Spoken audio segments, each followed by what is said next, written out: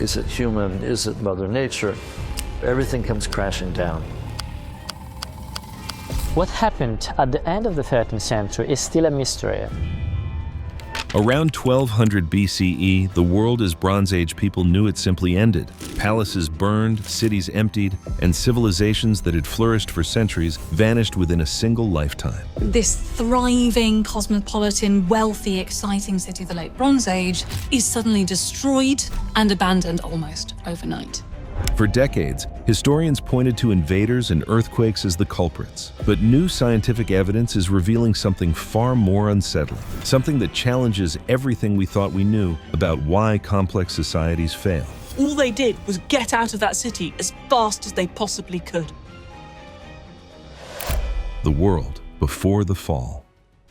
Imagine the Mediterranean world around 1400 BCE. The Late Bronze Age was essentially the first era of globalization. The Hittite Empire controlled Anatolia with military precision. Egypt's new kingdom ruled the Nile and extended its influence deep into the Levant. The Mycenaean Greeks built fortress palaces at Mycenae, Pylos, and Tiryns, their distinctive pottery found from Spain to Syria. The Minoans on Crete had already passed their peak, but their cultural influence remained strong throughout the Aegean. These weren't isolated civilizations. They formed an interconnected economic system that would impress modern trade analysts. Egyptian pharaohs corresponded regularly with Hittite kings, addressing them as brothers. The Amarna letters, a collection of diplomatic correspondence, reveal a world where rulers exchanged gifts, arranged marriages, and complained about delayed gold shipments in surprisingly relatable terms. Merchant ships crisscrossed the Mediterranean carrying copper from Cyprus, tin from Afghanistan, amber from the Baltic,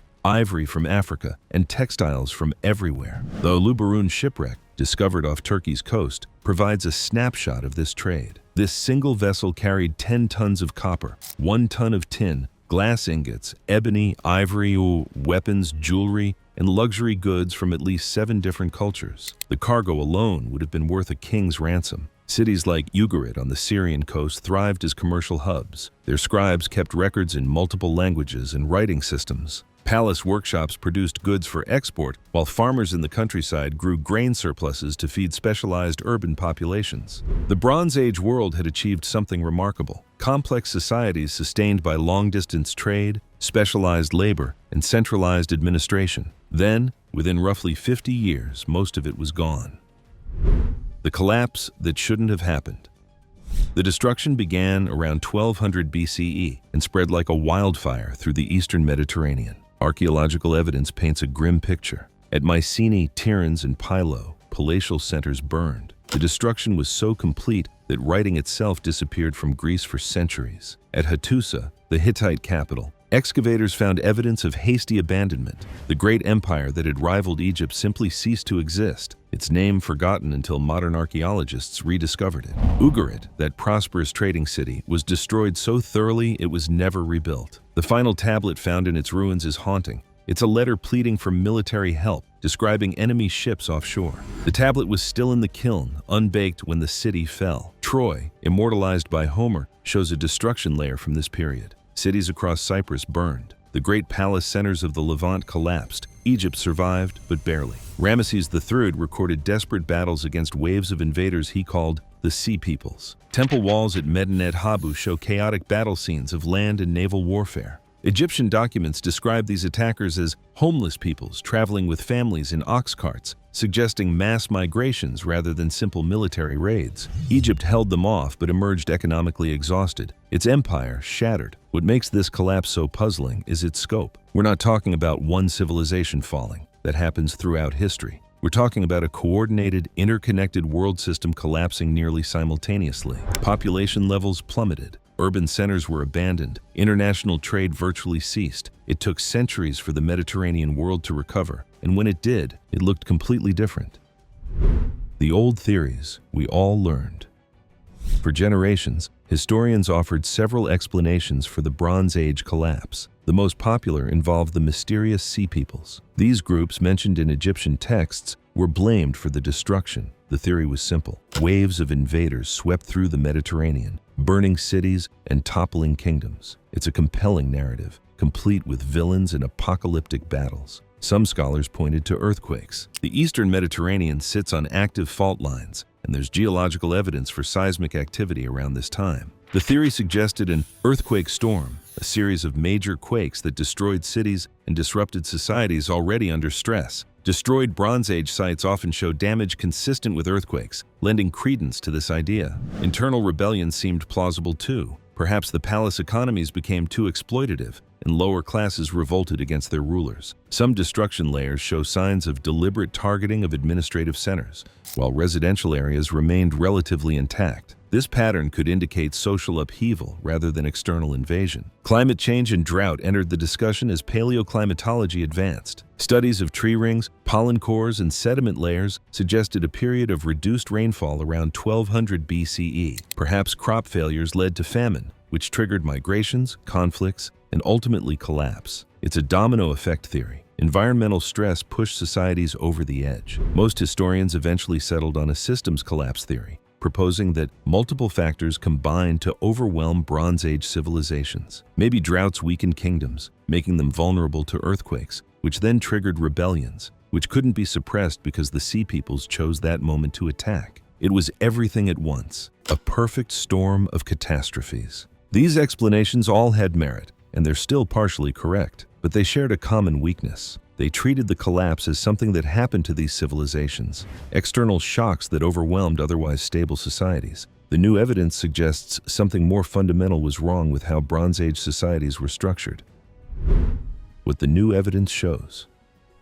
Recent decades have brought revolutionary tools to archaeology. Scientists can now extract incredibly detailed climate data from cave formations, ancient pollen, marine sediments, and tree rings. They can analyze isotopes in human bones to track diet and migration. They can model ancient economies and test theories about how trade networks function and fail. One breakthrough came from studying stalagmites in Sorek Cave in Israel.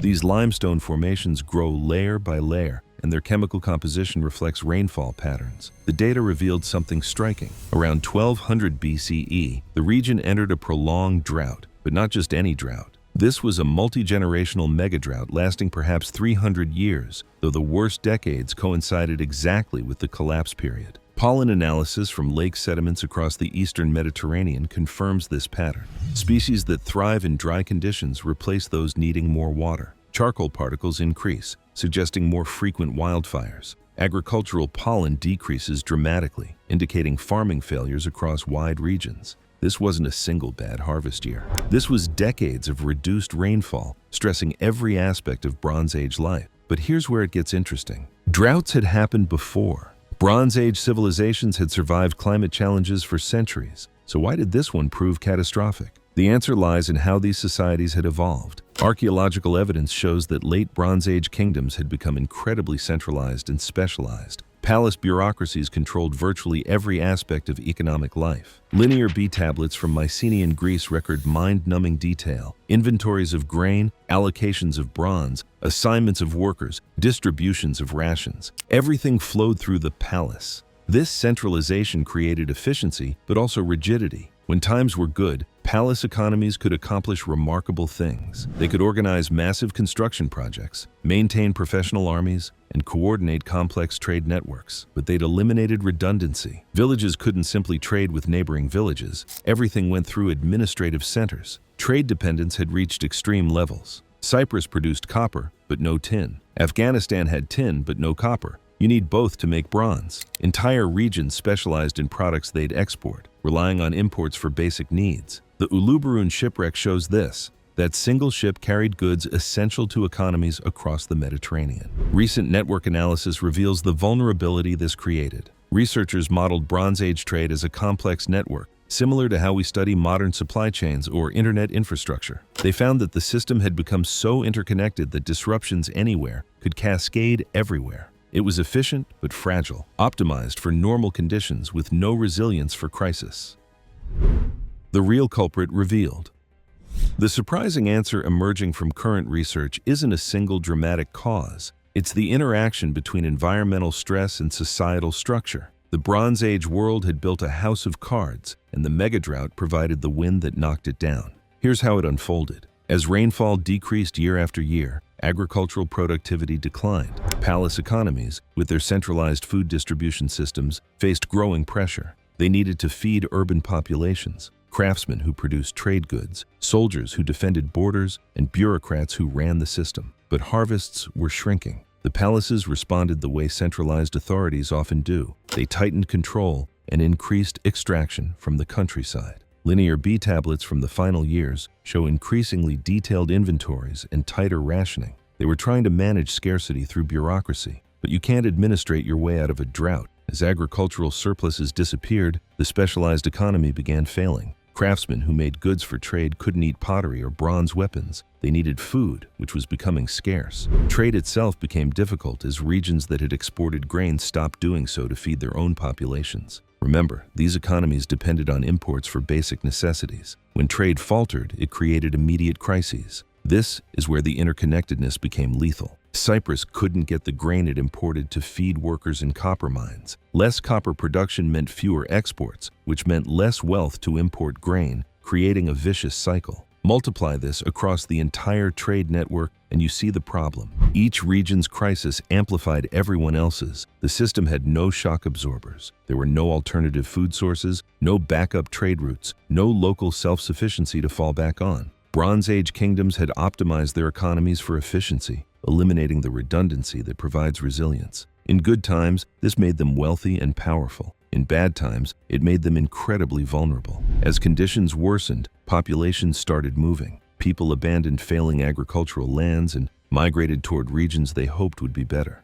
These weren't organized military invasions. They were climate refugees, though some undoubtedly turned to raiding when they couldn't find peaceful options. This is likely who the Sea Peoples were. Displaced populations forced to move by conditions at home. These migrations put additional pressure on regions that were already struggling. Kingdoms facing internal food crises suddenly had to deal with waves of desperate migrants and raiders at their borders. Egypt managed to fight them off but exhausted itself doing so. Others weren't so fortunate. The palace economies, already stressed, began collapsing. Without surplus food to redistribute, the centralized authority lost its primary function. Why pay taxes to a palace that can no longer feed you? Bureaucracies broke down. Trade networks fragmented. Craftsmen and scribes, unable to get food through official channels, abandoned the cities. Archaeological evidence shows that many sites weren't conquered in single dramatic battles. They were gradually abandoned as the economic systems sustaining them fell apart. The fires that destroyed many palatial centers might have been invasions, or they might have been desperate populations burning the symbols of authority that had failed them.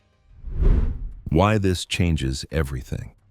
This new understanding transforms how we view ancient collapse. Bronze Age civilizations weren't destroyed by barbarian invasions or natural disasters alone. They were victims of their own success. They'd built efficient, sophisticated systems that worked brilliantly in stable conditions, but had no resilience when conditions changed. The parallels to our modern world are impossible to ignore. We've built a global economic system of staggering complexity and efficiency. Components for a single smartphone come from dozens of countries. Food travels thousands of miles from farm to table. Just-in-time manufacturing eliminates warehouses and stockpiles, maximizing efficiency while minimizing resilience. The Bronze Age collapse teaches us that optimization and fragility can be two sides of the same coin. Those palace economies that controlled every detail created wealth and stability until the moment they couldn't, and then everything fell apart at once. Modern supply chain disruptions, whether from pandemics, extreme weather, or political conflicts, reveal similar vulnerabilities. Climate stress didn't destroy Bronze Age civilization directly. It exposed the brittleness of systems that had eliminated redundancy in pursuit of efficiency. Regions that had diversified economies and maintained local self-sufficiency alongside trade relationships fared better. Areas that had become completely dependent on centralized palace economies and long-distance trade suffered catastrophic collapse. There's also a lesson about complexity itself. The Bronze Age world at its peak was astonishingly sophisticated, with international diplomacy, specialized manufacturing, complex administration, and long-distance trade. Yet this complexity may have made the system more vulnerable, not less. When everything is connected, failures cascade. When specialization is extreme, adaptation becomes difficult. Human responses mattered too. The palace bureaucracies seem to have responded to crisis with more of what had worked before: tighter control, more detailed record-keeping, increased extraction from the countryside. They tried to manage an unprecedented crisis with business-as-usual methods. It didn't work. The societies that eventually recovered were those that simplified, localized, and rebuilt on more resilient foundations. This doesn't mean we should abandon complex systems or global trade. The Bronze Age at its height achieved remarkable things, and our modern world has lifted billions from poverty through specialized, interconnected economies. But it does suggest we need to think carefully about resilience, not just efficiency. Redundancy isn't waste, it's insurance. Local self-sufficiency alongside global trade isn't backwards, it's survival strategy. The Bronze Age collapse also reminds us that civilizations don't usually fall to single catastrophic events. They fail when multiple stresses combine with structural vulnerabilities. The megadrought was severe, but Bronze Age societies had weathered difficult periods before. What made this time different was that their societies had evolved into forms that couldn't adapt when conditions changed. Perhaps most importantly, this research reveals that collapse isn't necessarily violent or sudden.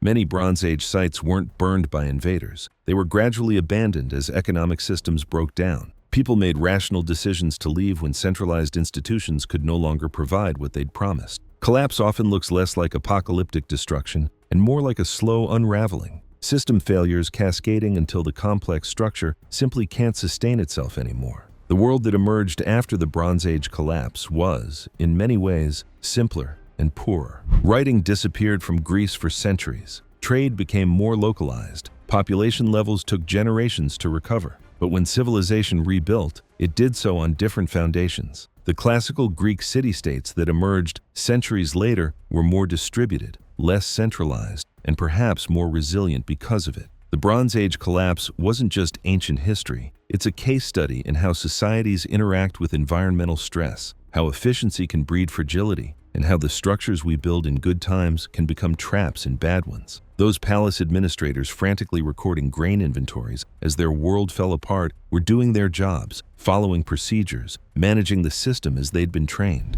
It wasn't enough. Sometimes it isn't, and that's the unsettling lesson that echoes across 3,000 years. Even sophisticated, successful civilizations can fail, not because they do everything wrong, but because they've optimized for the wrong things. The Mediterranean world of 1200 BCE was wealthy, complex, and impressive. Then the rain stopped falling, and it all came apart.